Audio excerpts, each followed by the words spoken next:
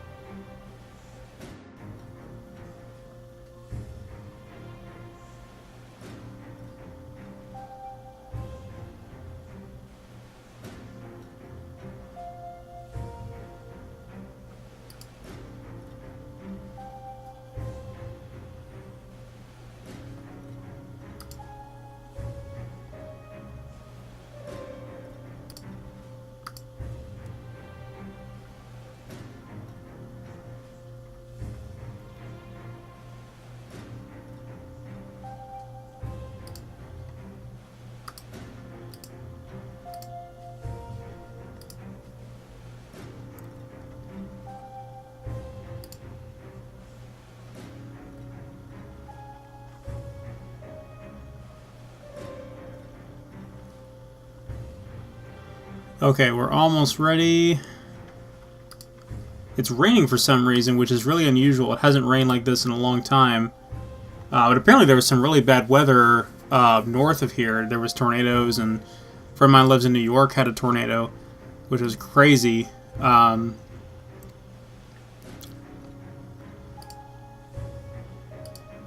I could feel that it was a little bit colder, so I don't have my ceiling fan on the max setting, so the ambient noise is probably a lot less for you guys than it would have been, so that's always good.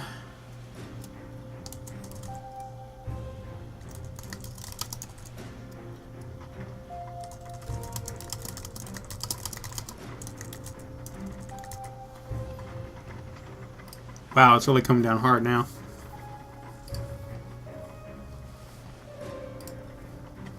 Okay, and we are ready to begin. Alright, so welcome back to Bane of the Hawk. So, in the previous episode, which was a while ago, I took a little bit of a break from this to completely finish Bossra 3, and now that I've done that, I can kind of pick up where I left off. Since then, I have the nice pop filter, which is really nice, and I used all of the pre-recorded footage I had of these previous encounters. So now we're moving on to our first live mission. Not all of these are going to be live streams, but they will be live commentary recorded in the same way. And I think that's definitely the way to go with a lot of these Muso games going forward. And the audience seems to agree, especially if I look at how popular the special bonus episode with Mori in Bossra 2 Heroes was. So, unfortunately, we have pretty much passed all of the missions where we can play as the other members of the Bane of the Hawk. That was incredibly short-lived. It's like, what, 2 missions?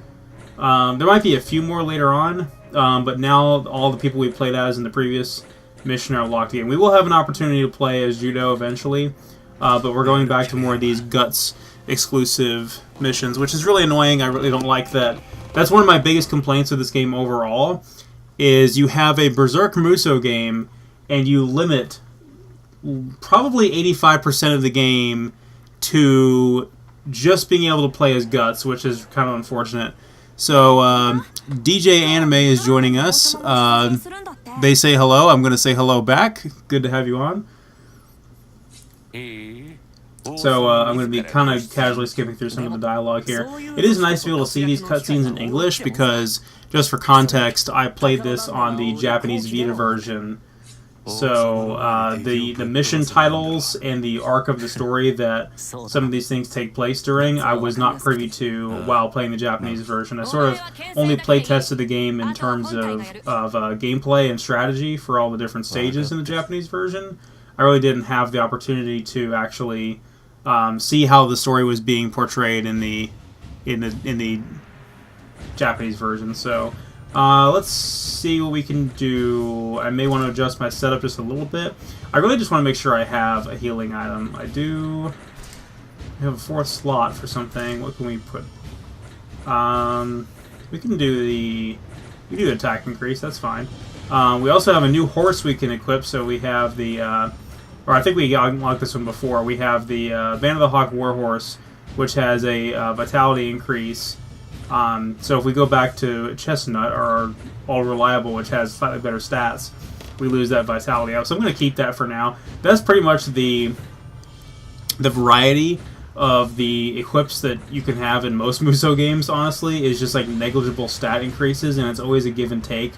There's very few chances in... I'm sure there's a lot of optimization that can be done, but in most games it seems to be just... oh, I am definitely skipping the cutscenes that are taken from the movies, so I do apologize for that, but again, I don't want to create a situation where I am showing clips from the movies on YouTube, so we're going to be avoiding that.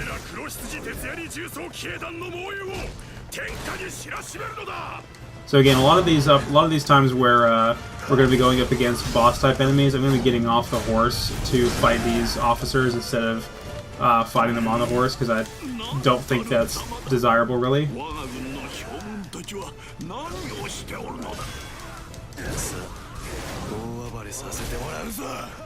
There we go. DJ Anime again says that he loves the Berserk anime, and I do as well. I'm a huge fan of it. I even I was looking forward to the fact that for the Blu-ray release of the new Berserk 2016 anime that everybody seems to hate, they apparently improved upon the. They apparently touched up the animation pretty significantly in the Blu-ray release, so I've actually been really looking forward to seeing how they improved it and what that looks like. Because I know the biggest criticism that we got from that anime was purely based on the visuals, with good reason, because if you look back at the Berserk manga, which I'm really getting heavily into the Berserk manga now, you can see how the visuals really do tell the story, and there's so much emotion and just epicness packed into every single frame in that manga that to take away from that really does take away from what makes Berserk Berserk.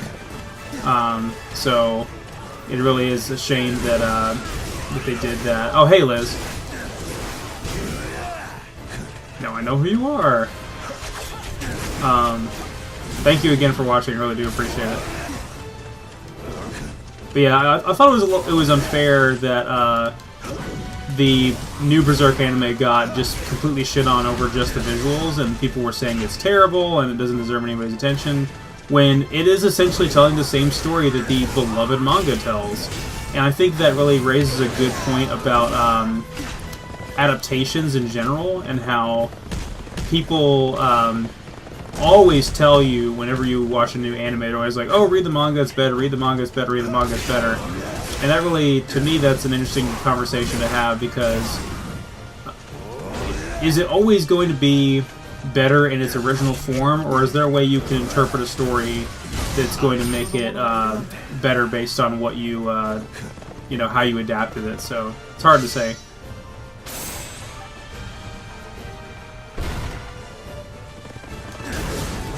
I'll definitely have to check out your streams as well. You'll just have to let me know when you're doing it. I'll be more than happy to join in.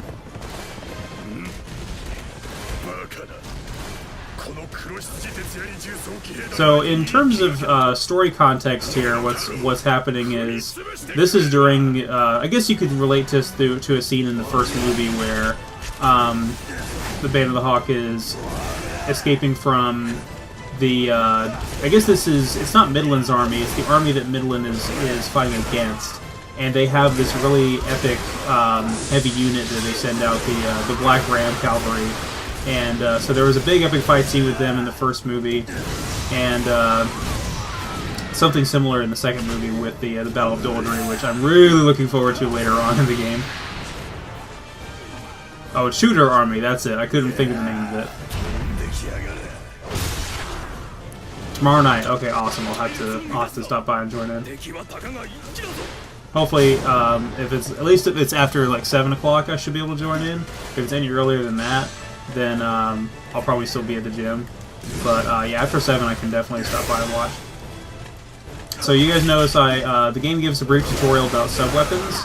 So we have these throwing knives we can use, which are not very strong, but the nice thing they do is that they throw your enemies off guard and they break their block. So in order for this enemy can resist our normal attacks, but if we stun him with our throwing daggers, he is now vulnerable to our attacks. So, okay, so we defeated all the commanding units, so now we just have to slaughter 150 soldiers, which should be really easy, especially with the ridiculous horse physics, which Koei Tecmo's games are infamous for. I'm going to get off the horse and actually have fun with the combat the way that it's intended.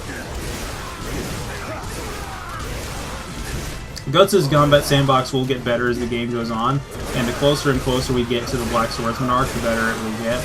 And by the time we get to the Black Swordsman arc, he should have all of his triangle attacks, his finishers, will have a second hit to their combo, which is really what makes the combat of this game very fluid and fun.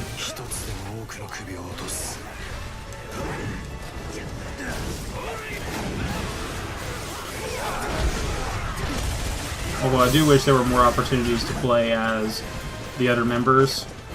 Now, this will probably not be the last time I say that.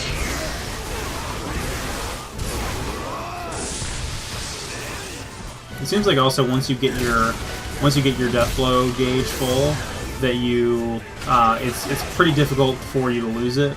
You pretty much accumulate more.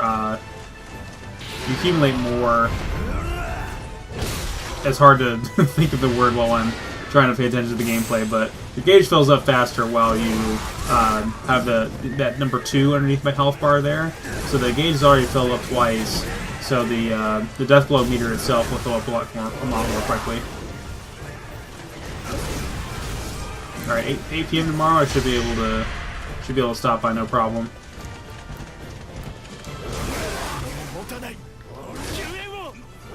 So in addition to throwing knives, we also have, let's see, that's the only sub-weapon we have. If you use up and down on the D-pad, you can change to your consumables. So we have the health salve, the dice, and that strength increase, so we can go ahead and use that. Let's see if we can... Okay, there we go. So now we have an attack increase for 60 seconds, which, again, it's really strong, but it's almost like you forget to use it. There was a lot of those items in Nier and in Nier Automata as well, where it was like attack increase, defense increase, speed increase, but it was only like in battle for 60 seconds or more. And I'm like, I'm rarely ever going to use these. Like, I would usually end up using them against bosses. But even then, it's like you'd have to be very careful you can actually even get a hit on the boss while that's in effect. We have 5 more enemies to defeat, 5 more officers, it seems. See if we can't lock onto one of them instead of just swinging wildly over here.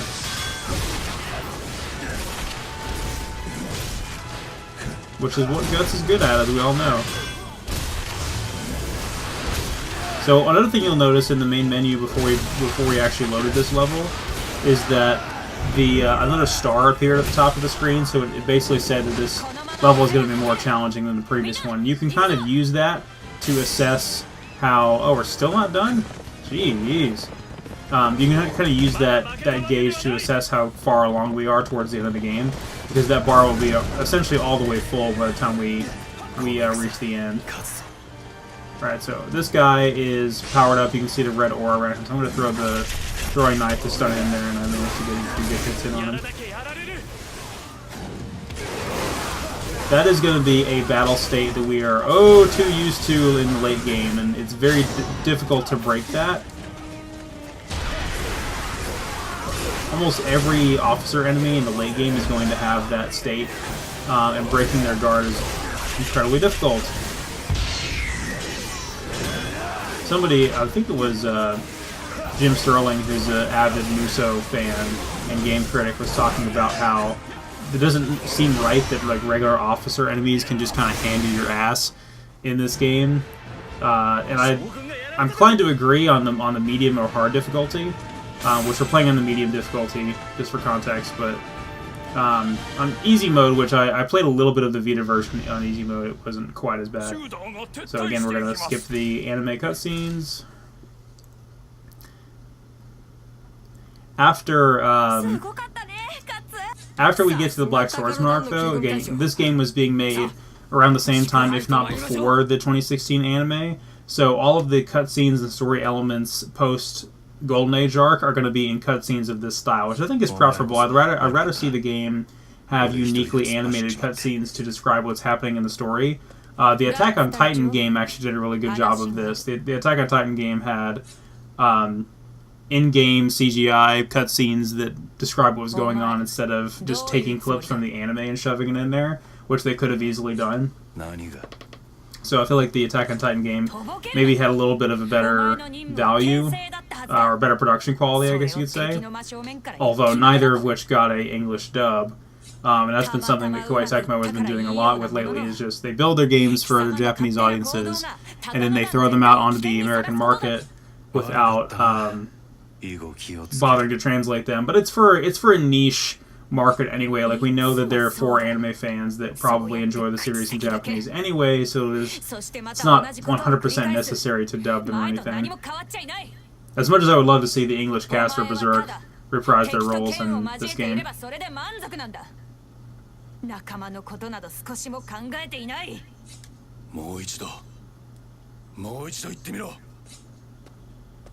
I love the banter between Guts and Casca. It's one of those things where at this point in the story they seem like they hate each other, because obviously Guts is not used to somebody being so critical of him, and Casca's not used to somebody being so stubborn, and it's difficult, especially considering that they're both like alpha leader type personalities, and it's just very, I don't know, it's difficult for Guts because he has to work with her in order to get things done, but he just has such a hard time connecting with people because of his nature and his harsh exterior. And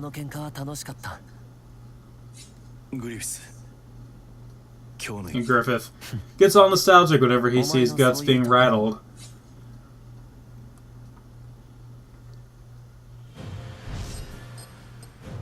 Do I have any new cosplays? So, I'm going to have 3 this year that are new. One of which is technically ready, but the wig is still being styled, and it's a very, very style-intense wig that will not be ready for Momocon, and that's the character from Dragon Quest Heroes.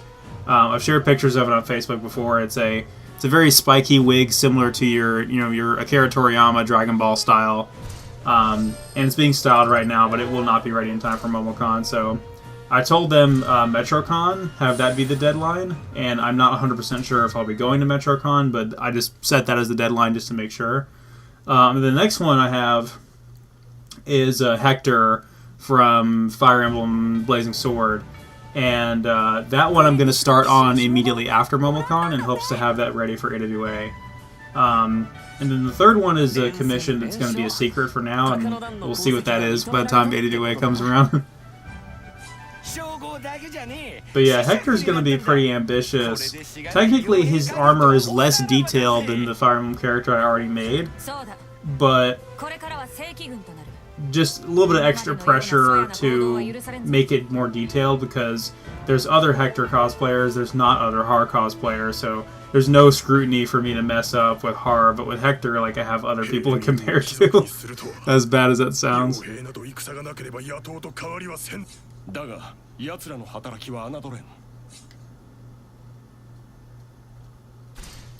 Guts has a new outfit! Amazing! Let's see what it is.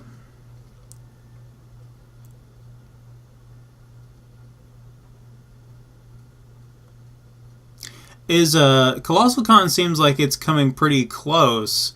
Is there a scheduling conflict with Colossal Con and Momocon? Like, I know they're not in the same weekend like Animazement typically is, but what's going on with that? Let's see if I can...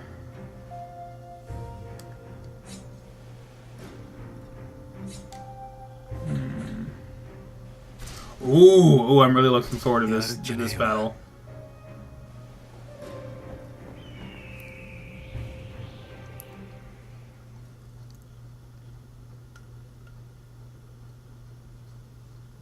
Colossal Con is the weekend after Momo. Okay, so yeah, that's pretty rough for some people. I didn't realize they were that close, but I was seeing just a pattern of people saying, "Hey, I'm not going to be at one, I'll be at the other.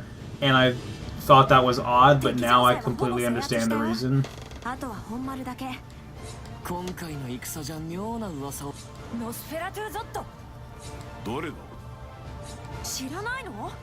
傭兵の間じゃ伝説的存在の剣士だよ。でもゾットが恐れられているのは、奴は死んだという噂が流れるたびに、そして信じられないことに、奴の武勇伝は。おいおいおい、まさか本気でそんなおとぎ話信じてるわけじゃねえ。あいつ。そういうのを見るとやたら突っかかってくとこあるからな。 I would love to go to Colossal Con one day. It's on the con bucket list, but I think I'll probably go to a few other ones that are on the bucket list first, but it's definitely on there. Awesome, so this is going to be the boss fight against Nosferatu Zod, which you guys should be very familiar with from the anime. Let's see if I can equip that alternate costume. There's got to be a way.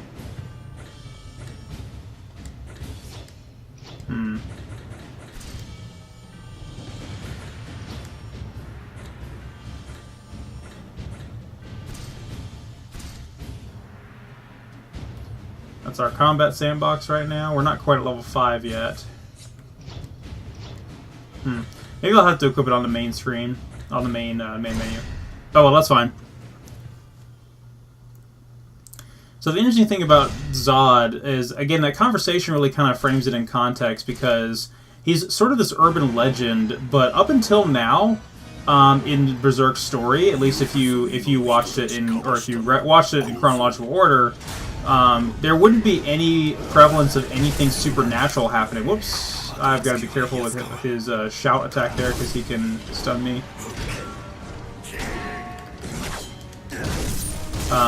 Yeah, Zod is the first thing we see that leaves any inclination that this series is going to have supernatural elements. And it stays pretty tame for a while, until we get to the end of the Golden Age arc, and then it just goes completely off the rails. But yeah, we have Zod here, who is, again, he's a pretty prolific character in Berserk, who is threatening and menacing, but he doesn't really do a whole lot, if I can be honest. And I think that's part of his personality. We obviously know he's from the demon world, but he doesn't strictly ally himself with them. He's pretty detached from the rest of the context, or the conflict, when the demons start pouring into the real world later on in the story. But as for right now, he pretty much is his own faction, and we just happen to be in the wrong place at the wrong time. Now, at this point, Guts and Griffith are separated from the rest of their army, so it's really not an ideal situation at all to be fighting somebody so strong. But then again, Guts and Griffith have never had an equal match up until now, so it doesn't really seem like there's that much that could happen. Alright, so we managed to get one of our heavy attacks on him. We stunned him, so he's already losing health really fast. Obviously, you guys know he's going to have another form after this. This is not going to be all there is to it.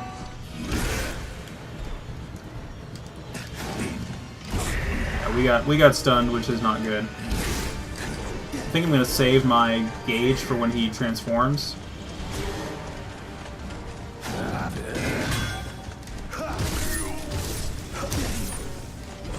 Trying to be very careful about avoiding his attacks.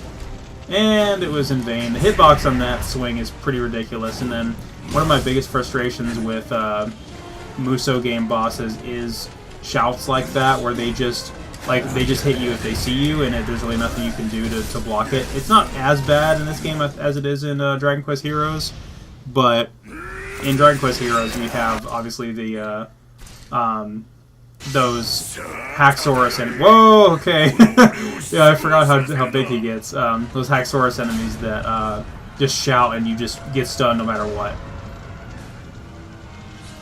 So, a lot of people were really hyped about this game as a Muso game because it featured enormous bosses, which is something that, again, makes sense if you know the series, but also makes sense if you know what the series would eventually go to inspire. So, Berserk is one of the sole inspirations for Dark Souls. So, a game that is known for having famous and incredibly difficult bosses. So, again, this game, based off of the original source material, is not going to have as good bosses as Dark Souls, because it is a Muso game and not a Souls-style game. But it's still pretty fun, and I think it's good that they went over the top with the bosses and didn't hold back with this game. And Zod is definitely a fun and impressive fight, but he's far from the last boss fight we'll be doing this big and over the top like this. Some of them will have to wait until later on in the story. So as you can see, very similar to Kingdom Hearts and Kingdom Hearts 2, the bosses in this game have layered health bars with different colors. So you can see how far you're getting into his health by the color changing and the different layers peeling back. Obviously, the red layer being the lowest layer with where his final layer of health is. The throwing knives do not stagger him all that well this time around. At least he has a pretty wide berth where we can avoid his attacks pretty easy. When we're in our Fury mode, he can't really deal any damage to us. We can just kind of go all out unless he knocks us backward like that. So we can hopefully get a death blow in on him if I can get engaged all the way full. Almost got it. We didn't quite make it. Okay, that's fine. He's going to activate his Fury Drive, and Griffith is going to come in and try to save us along with the other Band of the Hawk members.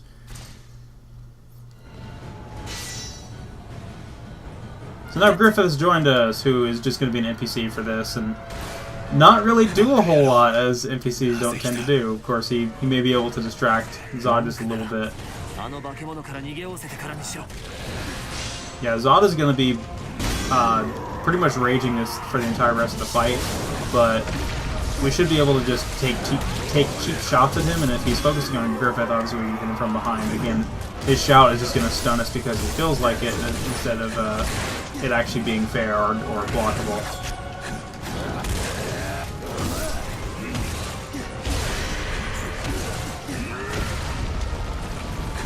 So apparently Griffith will flee the battle if he loses health, similar to the partner system in... Oh, what the hell is happening here? I thought he was leaving the fight.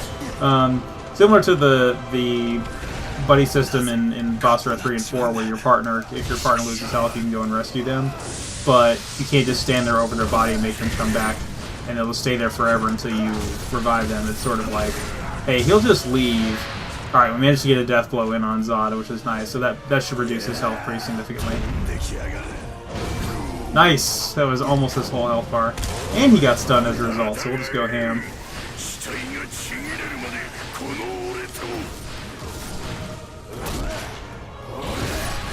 Almost got him, almost got him. There we go.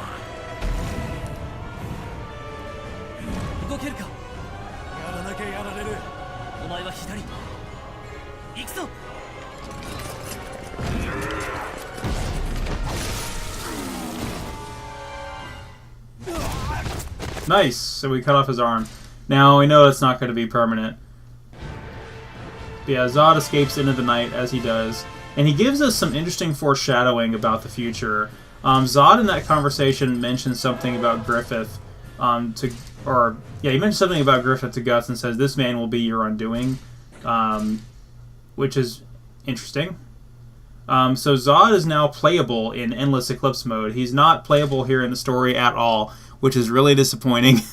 But he is playable in Endless Eclipse mode, which is basically the free play mode of this game. Now, there's other missed opportunities with the playable characters in this game, as my friend Austin will tell you. There is no Skull Knight. Skull Knight is not playable in this game, which does not make any sense considering he's an NPC in the game. They made a character model for him, but yeah, they didn't do anything else with him. So, alright. That is it for the first part of the Golden Age arc. So that, basically, this fight represents the first movie. And now, going into this fight, we'll be experiencing fights based off of the second movie in the Golden Age arc. So that's pretty nice. And we're actually able to play as some of the other members of the Band of the Hawk again. So we can play as Judo, Casca, and Griffith now. I'm going to go with Judo for this because it's the first time we have been able to play as him. And I definitely want to show him off before he's gone forever. And then if I have another opportunity, I'd like to play as Casca again. Okay, so pretty standard fight, very, very open battlefield though, but let's go ahead and begin with Judo.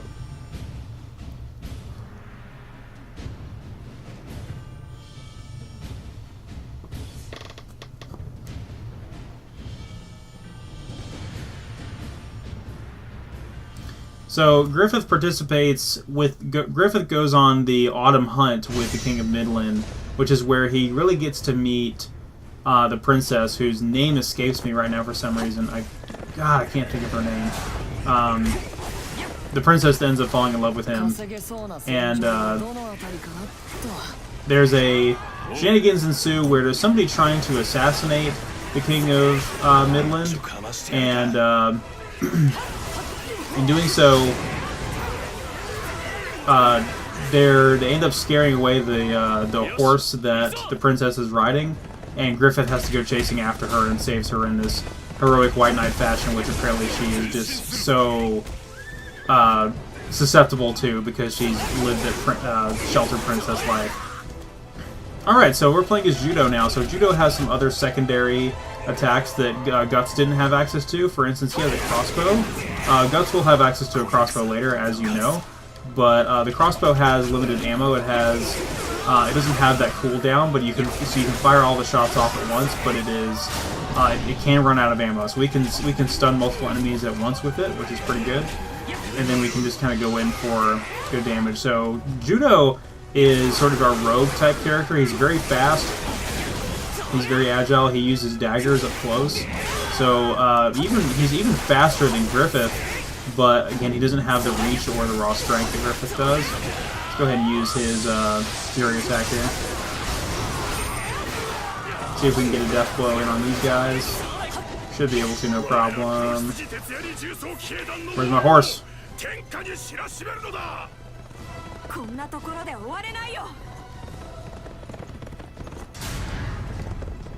Okay, so we have an objective now, so we have to go after the... we have some officers to take out from the Black Ram Cavalry, which should be pretty easy, and obviously I have to just keep in mind I don't have any healing items. I actually didn't equip anything in the menu before we started this, which I probably should have done, but at least we have our secondary weapons we can use, so I accidentally got back on the horse.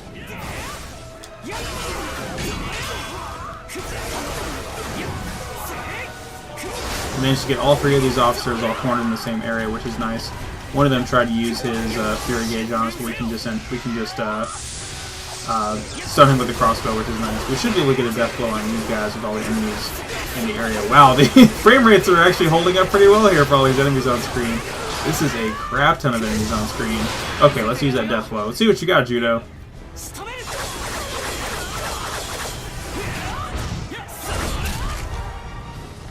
That was pretty okay. We didn't actually take out the officers, though. We took out, I think, one of them. There's still two left. Okay, there we go.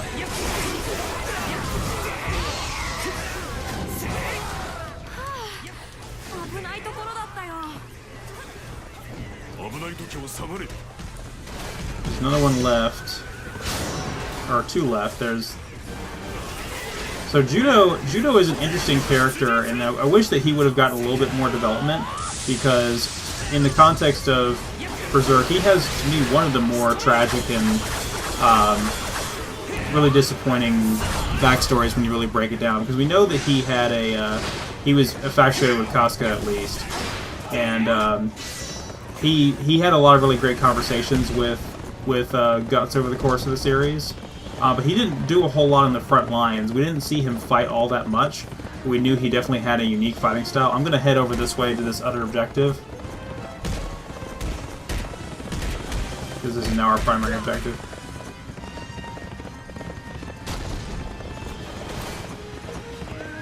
So again, this guy is using his Fury Drive Gauge, so he should be super powered. We probably want to stun him with the crossbow just for the sake of... And I also have the throwing knives as well. I have...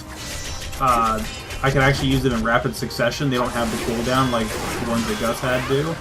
So we can use them. They have a limited ammo that we have for them. So just the same thing as the crossbow, but much more effective, because that's kind of Judo's thing. Is I guess you could say, again, because he's just a rogue type character, he has all these small throwing knives, and because of how many hits Judo is able to get in with his combos, we're able to fill that gauge just ridiculously fast. So Judo, I feel like, would be a totally broken character if we could have him around for more than just a couple of missions, which is the unfortunate part.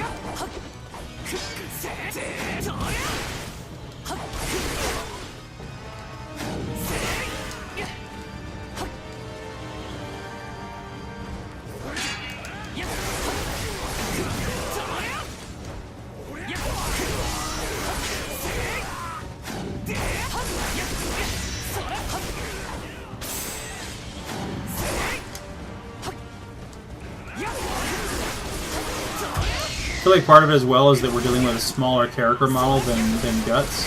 So it seems like all of the other characters are moving really fluidly around him. Of course, I have, you know, a full 60 frames per second on the TV here, but the stream may not look quite as good as what I'm seeing, I'll be honest, because we are live streaming and I'm sure we're going to lose some of the quality. But overall, I think it looks pretty good. It definitely looks better than the Vita version. All of the Muso games on the Vita tend to lose a lot of their frame rate, a lot of their visual flair, just because of the fact that you're having to reduce the draw distance and the render capabilities. So, while Dragon Quest Heroes 2 looks really good on the Vita, Berserk was pretty ugly on the Vita. Yeah, here's the cutscene I was talking about where the princess her horse gets scared off by one of the archers, and then Griffith has to go end up saving her, which was unfortunate. Not that he did a poor job or anything, he actually did pretty well.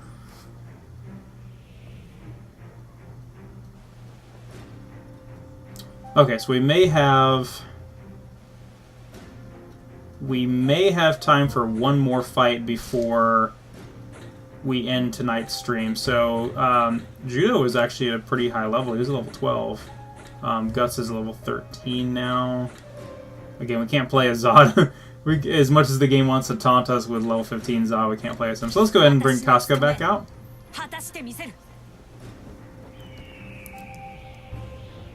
Oh, I love Casca. It is just such a shame what happens with her character and what they decide to do with it. So we have... Casca has a sub-weapon that is... We've already demonstrated that in a previous video, but I want to make sure I have my secondary weapons on her, all my all my consumables. What's the feta do? Movement speed? Let's use that instead. That would be... Instead of that... Okay, that's fine. And then accessories... Maybe give her something to boost her defense, because she kind of needs that. She is pretty small and frail. That's pretty good.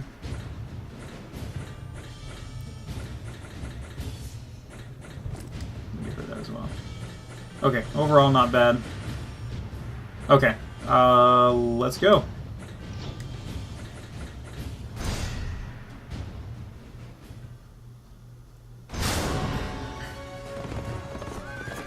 Okay, so we have another Stronghold Battle. So this is similar to the one we had at the beginning of the game. And again, we start off on horseback, but I'm going to be jumping off the horse for the majority of the combat here. I think it's the first time we've had a horse with Casca. I'm pretty sure she didn't have one in the previous fight we used her with.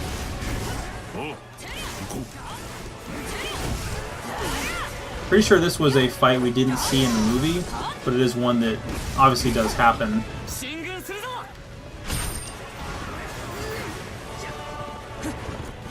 I think the horse will eventually catch up to me. Let's just break through the enemy lines and go after that objective up there. It's a moving objective. It's the trying to prevent the Tudor forces from reaching the retreat point. So if we can get to them quickly enough... Oh crap, do I have to... How do I get through there? I guess I have to dismount the horse and just go. Should be able to catch up in time.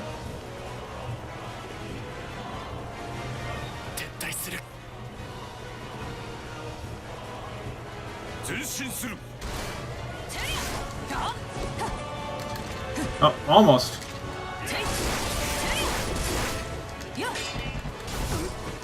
Yeah, there we go. I love Casca's moveset.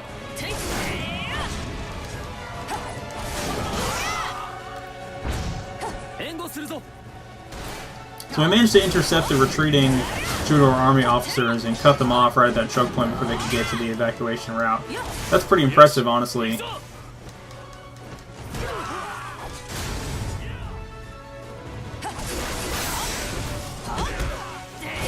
I still think we can win the fight even if we don't eliminate all of them in time, but we probably get a better rating if we do, or, you know, some of those objectives are optional side objectives.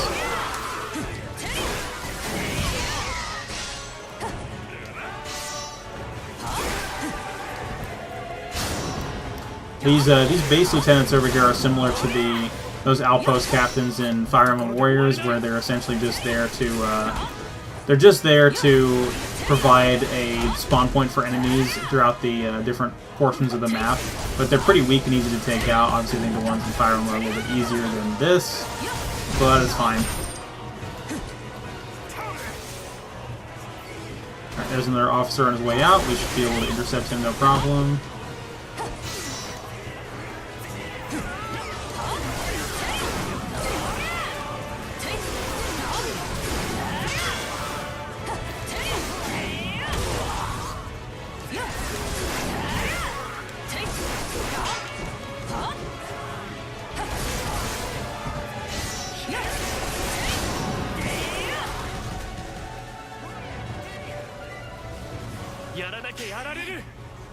Casca's gauge is full, but just in case we run into more than one of those officers at a time, probably be a good idea to save it.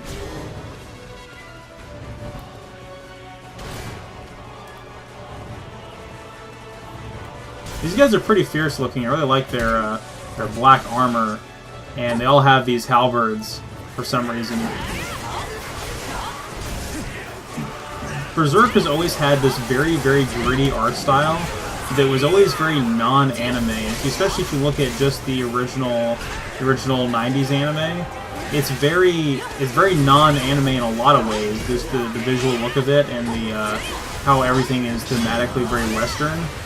And I think that for the era, a lot of people naturally gravitated towards a lot of anime that was Western in theme. So like the ones that we feel like are the most critically acclaimed, like Bebop and Trigun, are all kind of more grounded in a Western setting. I'd use my gauge there thinking the battle was over, but we have just enough time to get to these guys and do some of it a little bit.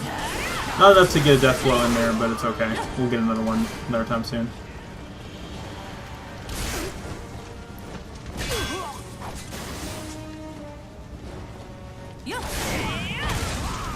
Yeah, I think in the 90s, there weren't as many people that were knowledgeable or really obsessed with Japanese culture and lifestyle. So shows that were really centered in Japanese culture that had a lot of contextual things we wouldn't understand, those types of shows were not as popular, and they also were not being localized as much, because I feel like if the company's going to take a shot on something that they want to localize, especially back in that era, they probably wanted to focus on something that they thought was going to do well. And what they thought was going to do well was like ultra-violent stuff and stuff that was thematically very Western. And mecha, of course, but we didn't get anything that was really centered in Japanese culture until the mid-2000s, when people were experimenting and watching a lot more of the anime that Japanese people were watching, and they were becoming more obsessed with the Japanese perspective of otaku culture, which is kind of like, you know, hey, let's just be shut in and be antisocial, which is fine. I mean, it's still kind of it's a lifestyle that was sort of frowned upon at first, but now it's pandered to in Japan, where they make a lot of content, a lot of shows that pander to that lifestyle, because it's just something that people choose to do.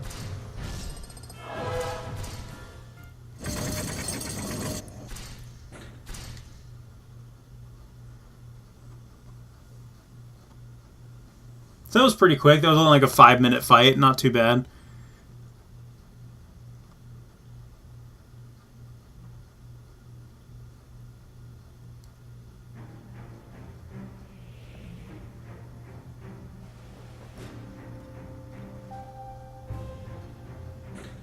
Okay, so now we're back to Guts again. But we're getting pretty close to the Battle of Doldry, which I'm really happy about. We got to go through all that stuff with Guts and Casca in the wasteland, where they fall off that cliff and have to help each other out, and Casca gets really sick and all that. We have to go through that whole arc first, which I'm really excited about. That was one of the more endearing parts of that second movie to me. The second movie is definitely my favorite of the trilogy. Alright, so that is it for this live stream. I hope you guys enjoyed it, and I'll see you guys next time on Let's Play Berserk and the Band of the Hawk.